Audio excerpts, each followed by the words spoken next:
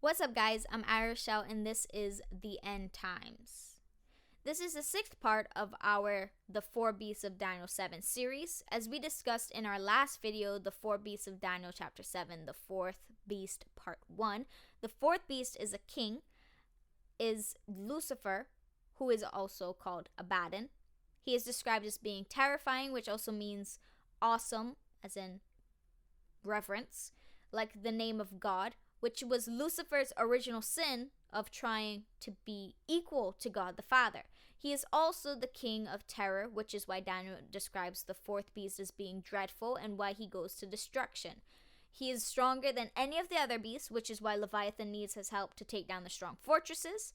And if you haven't seen that video yet, I would pause this video and go check that video out first, as it's the foundation of this video. Now, first things first, let's read a verse. That kind of rhymed. Sorry, that was unintentional. Alright, anyway, Daniel chapter 7, verse 7. It was different from all the beasts that were before it, and it had 10 horns. If we keep reading, the angel explains what the 10 horns on Abaddon's head are.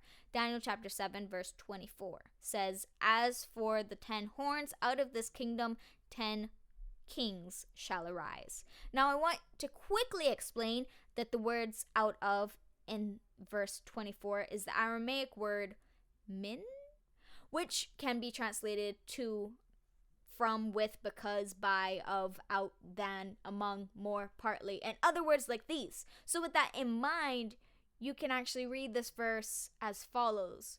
As for the 10 horns, with this kingdom 10 kings shall arise.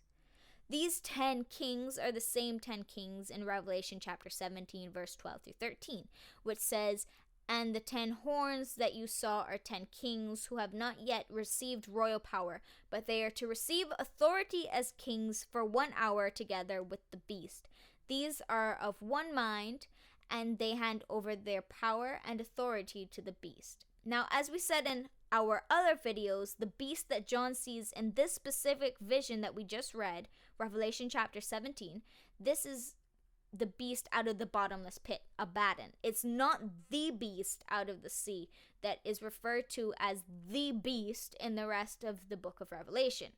So, with that said, they are the 10 kings that rise to power after Abaddon rises from the bottomless pit. Now, according to Revelation chapter 17, it isn't Abaddon who actually gives them power and authority, because they give their power and authority to him. So, who is it that gives them power and authority? Well, let's go to Daniel chapter 11, verse 37 through 39. "He shall pay no attention to the gods of his fathers, or to the one beloved by women. He shall not pay attention to any other god, for he shall magnify himself above all. He shall honor the God of fortresses instead of these. A God whom his fathers did not know he shall honor with gold and silver, with precious stones and costly gifts. He shall deal with the strongest fortresses with the help of a foreign god. Those who acknowledge him he shall load with honor. He shall make them rulers over many, and shall divide the land for a price." So, the beast of Revelation, aka Leviathan, gives these 10 kings their power, authority, and land. Alright, let's stop there for a second and just unpack what we've just said. The 10 horns are the 10 kings that haven't yet received any kind of royal power. They are given this power by the beast after Abaddon rises and after he defeats the 2 witnesses. Now, why does it have to be after he defeats the 2 witnesses? Well, first let's set another foundational layer real quick.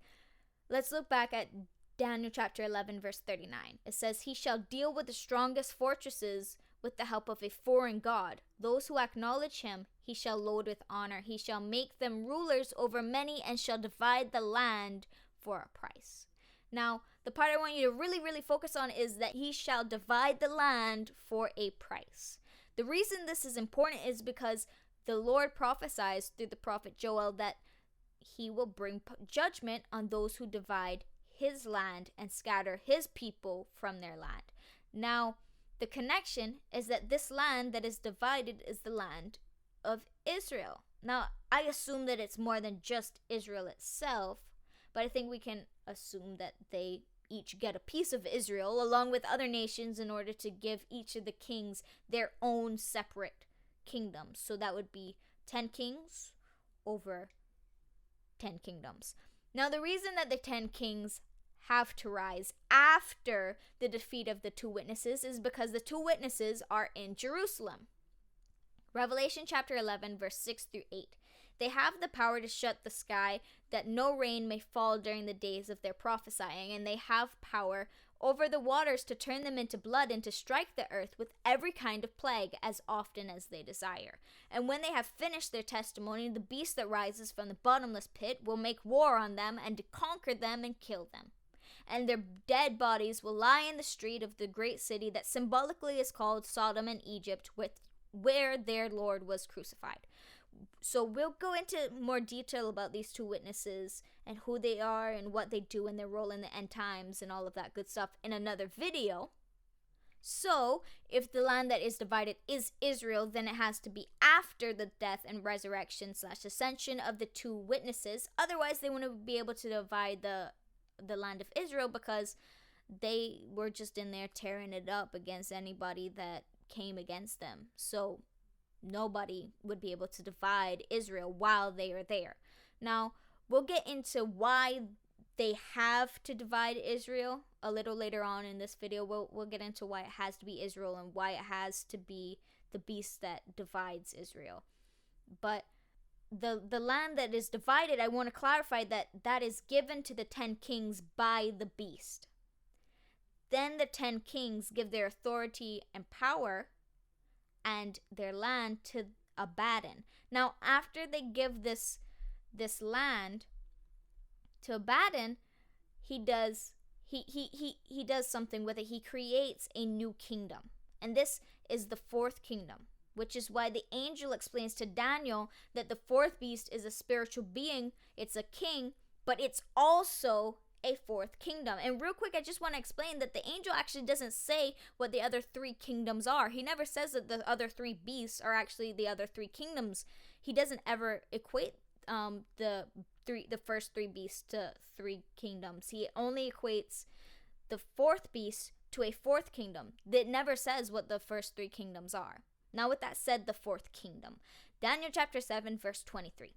Thus he said, as for the fourth beast, there shall be a fourth kingdom on earth, which shall be different from all the kingdoms, and it shall devour the whole earth and trample it down and break it to pieces. Now, if you've been watching our videos for a while, I'm sure you can guess what I'm about to say. I'm going to hit you with some Revelation chapter 17, verse 3 through 6. And he carried me away in the spirit into a wilderness. And I saw a woman sitting on a scarlet beast that was full of blasphemous names, and it had 7 heads and 10 horns. The woman was arrayed in purple and scarlet, and adorned with gold and jewels and pearls, holding in her hand a golden cup full of abominations and impurities of sexual immorality, and on her forehead was written a name of mystery, Babylon the Great, mother of prostitutes and earth's abominations. And I saw the woman drunk with the blood of the saints, the blood of the martyrs of Jesus. When I saw her, I marveled greatly. So this kingdom, this fourth kingdom, is Mystery Babylon, also known as the Whore of Babylon or the Great Prostitute. Now, as far as what nation Mystery Babylon is, I have no idea since it hasn't been formed yet. Now, many believe that Mystery Babylon is America, but America is already a world superpower. And if Mystery Babylon isn't formed until after Abaddon rises, kills the two witnesses, the beast divides the land and gives it to the 10 kings, and then the 10 kings give everything to Abaddon, who then forms Mystery Babylon, it can't be America. Now, this is also why we see that Mystery Babylon is carried in on the back of Abaddon. Revelation chapter 17, verse 7 through 8. But the angel said to me, why do you marvel? I will tell you the mystery of the woman and the beast with 7 heads and 10 horns that carries her. The beast that you saw was and is about to rise from the bottomless pit and go to destruction. And the dwellers on earth whose names have not been written in the book of life from the foundation of the world, will marvel to see the beast, because it was and is not and is about to come. The 10 kings are now reigning with Abaddon for 1 hour. I want you to stay with me for a bit. I know we just kind of got a little deep, but so at this point in time, the 10 kings are now reigning with Abaddon for 1 hour. Revelation chapter 17, verse 12 through 13. And the 10 kings that you saw are 10 kings who have not yet received royal power, but they are to receive authority as kings for 1 hour together with the beast. These are of one mind, and they hand over their power and authority to the beast. And how long that hour equates to, I'm not actually sure. But let's look at why they only reign for 1 hour with Abaddon. Daniel chapter 7, verse 8. I considered the horns, and behold, there came up among them another horn, a little one, before which 3 of the first horns were plucked up by the roots. And behold, in this hour were eyes like the eyes of a man, and a mouth speaking great things. Now I want you to keep in mind that at this time in this verse, the 10 kings, like I said, are the 10 horns, are the 10 kings.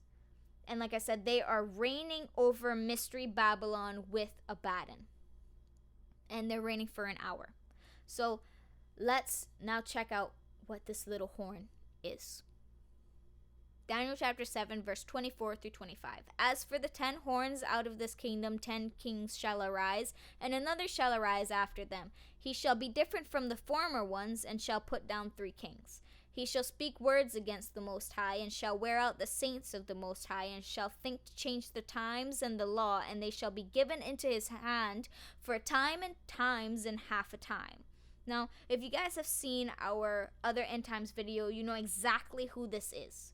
It's the man of lawlessness. Now, contrary to popular belief, the man of lawlessness is not the same as the beast.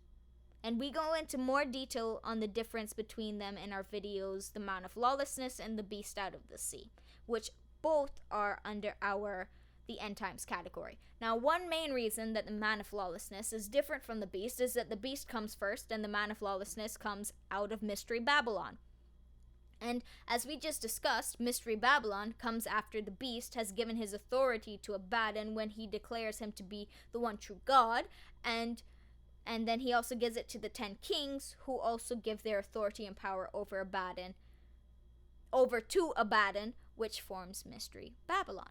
Now, with that said, we can be sure that the little horn is the man of lawlessness, because as Daniel chapter 7 verse 25 states, he shall speak words against the Most High, and shall wear out the saints of the Most High. The only person other than the beast that does this is the man of lawlessness. How can we be sure? Well, let's take a quick look at Paul's description of the man of lawlessness. 2 Thessalonians chapter 2 verse 3 through 4. Let no one deceive you in any way, for that day will not come unless the rebellion comes first, and the man of lawlessness is revealed, the son of destruction, who opposes and exalts himself against every so-called God or object of worship, so that he takes his seat in the temple of God, proclaiming himself to be God. Now some could say, Ari, this has nothing to do with the man of lawlessness wearing out the saints. True, but we have to first describe who the man of lawlessness is. Now, did you catch how Paul describes him? The son of destruction. In Hebrew, Abaddon actually means destruction. So you could take this to mean that the man of lawlessness is the son of Abaddon. Now, with that said, the horn is a part of Abaddon, and Abaddon is part of the horn. Here's what I'm talking about. Revelation chapter 17, verse 9 through 10. This calls for a mind with wisdom. The 7 heads are 7 mountains on which the woman is seated. There are also 7 kings, 5 of whom have fallen. One is, the other has not yet come, and when he does come, he must remain only a little while. I believe that the 7th king and the little horn on the 4th beast's head are the man of lawlessness. And one reason is they both have to remain only a little while, and they are both a part of Abaddon. Now, we'll get into more detail about who these 7 kings are in another video, but for now, let's keep going with this little horn. If Abaddon is part of the 7, that means he is part of the 7th king, and like I said, that would make him a part of the man of lawlessness, and the man of lawlessness a part of him. So, the man of lawlessness comes to power by cutting down 3 of the 10 kings. And how he does that, why he does that, or when he does that, I have no idea. All I know is that he does it sometime after Abaddon and the 10 kings reign together in Mystery Babylon. So at this point in time, we have Abaddon, the man of lawlessness, and the 7 kings ruling Mystery Babylon. Because remember, it was originally 10 kings, the 10 horns, but then 3 of them fell to the man of lawlessness. So now we're left with 7. Now you could equate Abaddon to the satanic version of God the Father, the man of lawlessness to the satanic version of Jesus, and Mystery Babylon to the satanic version of the New Jerusalem that's spoken of in Revelation chapter 21, verse 9 through 27. Now, as far as the 7 kings who are left of the original 10 kings, you could equate them to several different things. Some could say they represent the satanic version of the Hebrew tradition of 7 archangels, or the 7 spirits of God, or the 7 angels over the 7 churches in Revelation chapter 2 and 3.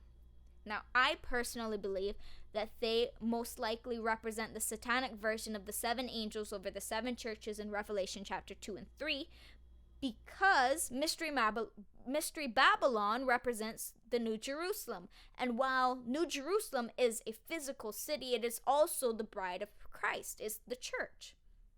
So, it would be fitting if the 7 kings under the man of lawlessness and Abaddon are the satanic version of the 7 angels over the 7 churches in Revelation chapter 2 and 3, who are under both God the Father and the Lamb. Now, with that said, the reason that we have to have Israel divided by the beast at that point in time is because it has to make up Mystery Babylon, and the man of lawlessness has to rule from Mystery Babylon, and if the man of lawlessness is ruling from Mystery Babylon, within Mystery Babylon has to be Israel, because within Israel is Jerusalem. And look at what Paul says one more time about the man of lawlessness. 2 Thessalonians chapter 2, verse 3 through 4. Let no one deceive you in any way, for that day will not come unless the rebellion comes first, and the man of lawlessness is revealed, the son of destruction, who opposes and exalts himself against every so-called God or object of worship, so that he takes his seat in the temple of God, proclaiming himself to be God. He can't take his seat in the temple of God, proclaiming himself to be God, if the temple is in Jerusalem, and Jerusalem is guarded by the 2 witnesses. Then you'd first have to destroy the 2 witnesses, or overcome or conquer, or whatever word you want to use. Abaddon would first have to rise, conquer those 2 witnesses. Then he would have to, then the beast has to divide the land to give it to the 10 kings. The 10 kings have to give that to Abaddon, and Abaddon then has to form Mystery Babylon, and then the man of lawlessness can sit in the temple of God, proclaiming himself to be God. So, in the next video, and it will be our final video of our 4 Beasts of Daniel 7 series, we'll finish up the little horn and his role in all of this, as well as the outcome of the 4 beasts, the 10 kings, the 4th kingdom, and the little horn. But just so we can sum everything up so far for you guys, the 10 horns on Abaddon's head are the 10 kings that will receive royal power from the beast. Now the beast will also divide the land of Israel among other nations to give each of the 10 kings a kingdom of his own. Then the 10 kings will give their authority, power, and land to Abaddon, who will form the 4th kingdom, which is Mystery Babylon. Now this is why John records in Revelation chapter 17 that Mystery Babylon is carried in or established by Abaddon.